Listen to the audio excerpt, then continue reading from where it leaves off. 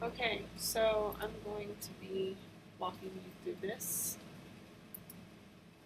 video I made, and these are stock images that are not my images. I'm just doing them for the sake of this little tutorial. But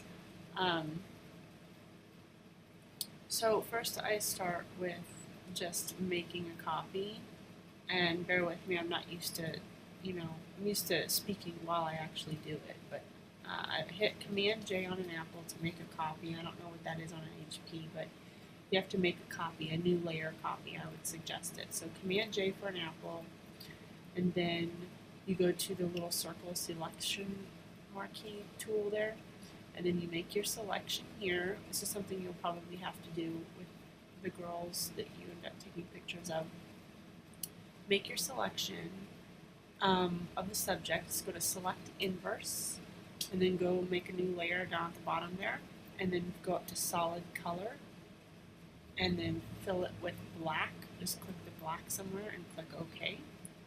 I'll create a mask there that you can see there in the layers panel. Click on that mask and then go to feather and feather it so you don't have that ugly harsh line, and then get a nice blend going on there. So keep in mind this photo, for instance, see the difference there? But also if that whole photo was really bright during the bright noon daytime, it wouldn't all flow together with a black background. So it's best to have an image that's taken in the late evening.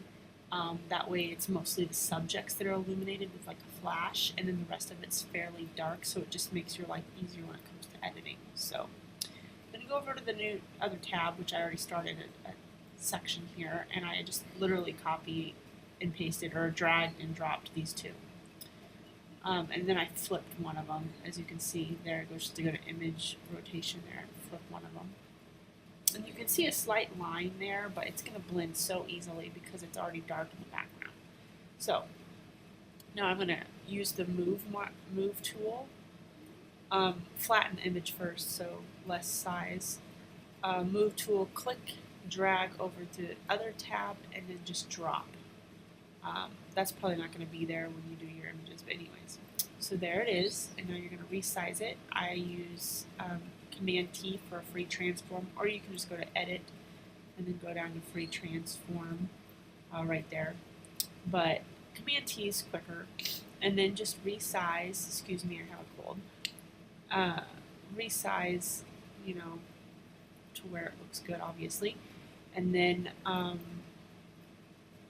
You see how it just like blends so much easier by doing that? I mean, yeah, it's gonna cut their heads off there, but that's an easy fix, you see. So dark backgrounds with the black starter, I don't know what you call it, but I just literally started a new page and filled it with black, and then just literally drag and dropped these boys. So now I went and I grabbed the eraser tool. I'm switching my brush to a soft brush. The opacity, you want to make sure it's not hard and cranked all the way up, or you're going to get that problem there. So lower your opacity, and that way you can just do a little at a time. You don't want to lower it too much or it's going to take forever, like you're going to see right here. So I go back up and I just play and adjust, and I adjusted it so it didn't take so long, and bring back their helmet.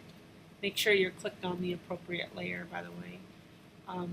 You're removing some of that top layer of the first image you just dropped there. So you're going to erase part of that off of their heads so their heads are not cut off. So that's it, really, to be honest. I mean, you start off with just in Photoshop, File, New, and then the dimensions will be there with what you want. Just enter in that you want to open up an 8x10 or 10x8, fill it with black, and it's going to open up a blank document for you. Then you just drag and drop, is all it is. Just drag and drop, and then blend with an eraser tool.